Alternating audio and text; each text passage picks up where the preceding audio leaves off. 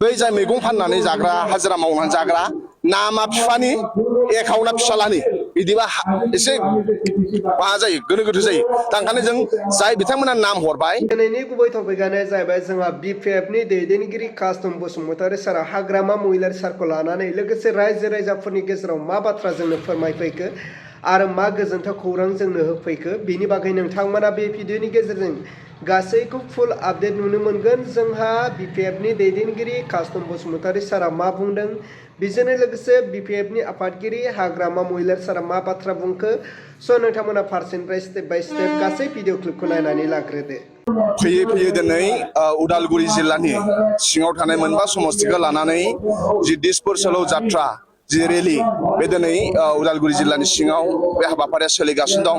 आरो बे हाबाफारियावनो गाहाय आलासि महरै बाहागो लाफैदों जा बिटिसिनि चिफ मानगोनां हाग्रामा महिलारि सार बिथां। आं गिबियाव उदालगुरिनि रायजो राजा बिथांमोनखौ साबायखर बावग्रोनो लुबैदों मानोना थांनाय बिटिसि इलेक्सनाव मानगोनां हाग्रामा महिलारि सारखौ बिसास खालामनानै मोनबा समस्तिनि गेजेरावबो मोनबा समस्तियावबो बिपिएफनि बिजाथिफोरखौ देरहाहोदों। बिनि थाखाय उदालगुरि जिल्लानि साफ्रोमबो रायजो राजा बिथांमोनखौ साबायखर थाबाय आरो जोङो फ्राय 4 माह बा 5 मासल' जादों बिपिएफ सरकार जानाया जेरैबादि खोथा होदों उदालगुरि जिल्लानो बा उदालगुरि रायजो राजानो बिथां हाग्रामा महिलारि सारा बेखौ मावफुंना होबाय। बिटिसिनि मिनि सेक्रेटारियेटआ उदालगुरियाव बिपिएफ सरकार फैयोब्ला लुगोन होनदोंमोन। थिग बिपिएफ सरकार फैनायनि उनाव क'क्राझाराव जिहेतु मेन सेक्रेटारियेट आरो मिनि सेक्रेटारियेटआ उदालगुरियाव आरो बेखौ मानगोनां जोंनि दैदेनगिरि बिथांमोना बेखेवनानै होलांबाय जेरैबादि खोथा होदोंमोन आरो जेरैबादि मोनबा गेरेन्टिखौबो मानव गेदेर हाग्रामा महिलारि सारा मावफुंबाय आरो जोंहा दा जाय मेट्रिकआव हायार सेकेन्डारियाव टप 10 जागोन बिथांमोननो 5 लाख रां अनसुंथाइ होनाय बे जागोन आरो एमआइएलआव टप मोननायफोरनो 3 लाख थाखा होगोन बेबो जोङो मावफुंगोन आरो उदालगुरि ओनसोलाव गोबां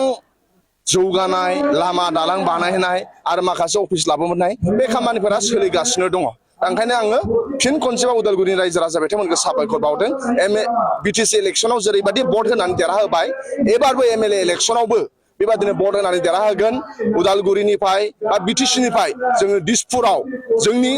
एमएलएफोरखौ राफोद दैथायहरनानै बिथांमोना मन्थ्रि लानानै जोंनि बड'लेण्ड ओनसोलाव बिटिसि ओनसोलाव गोबां जौगानायनि खामानि मावगोन बेखौ जोंहा मिजिंथिनाय थाबाय रायजो राजाखौ आं खावलायनाय थाबाय। बेस्ट उइसेस आंनि थाखाय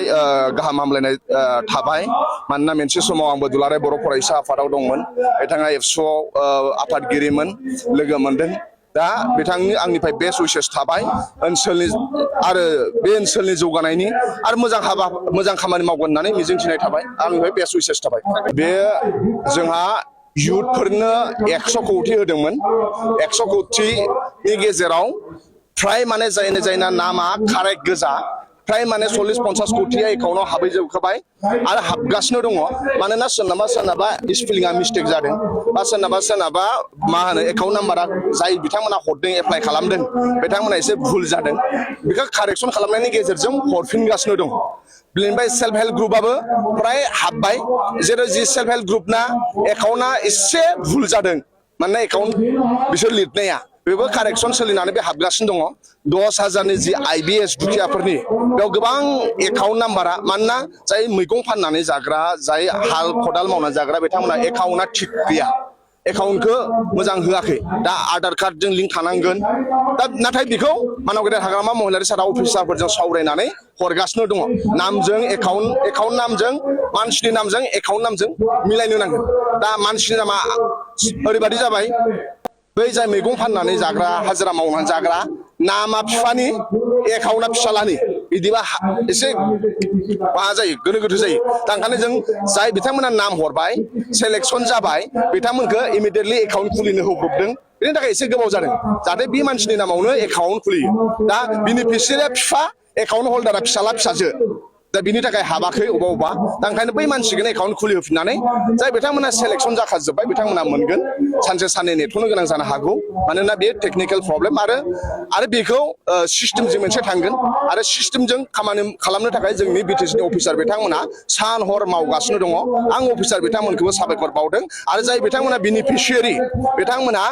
हय नामनि स्पेलिं भुल बा एकाउन्ट भुल बा बै एकाउन्ट हल्डारजों आरो बेनिफिसियारि नामजों मिलायलायाखै बिथांमोना थिग खालाम आरो सानसे बा साननै लेट जानो हागौ दैज' हमनो नांगोन नाथाय मोनजोबगोन बे मानव गेदेर हाग्रामा महिलारि सारा अफिसारफोरखौ बिथोन होखाजोब्बाय इउपिपिएलनाव जेबो एभिडेन्स गैया उइदाउट एभिडेन्स बिथांमोना खोथा बुंगासिनो दङ नाथाय बेखौनो जों साबायखर बावनांगोन थांनाय इउपिपिएल सरकारा CSP बर्ड दानो थाखाय 4 बोसोर नांदों ओंखायनो 4 बोसोरनि गेजेराव सासेबो साख्रि सोनो हायाखै मानव गेदेर हाग्रामा महिलारि सारा 1 मासनि गेजेराव सरकार फैनायनि उनाव CSP बर्ड दादों भेन्सारि स्कुलखौ सरकारि खालामनो थांगासिनो दङ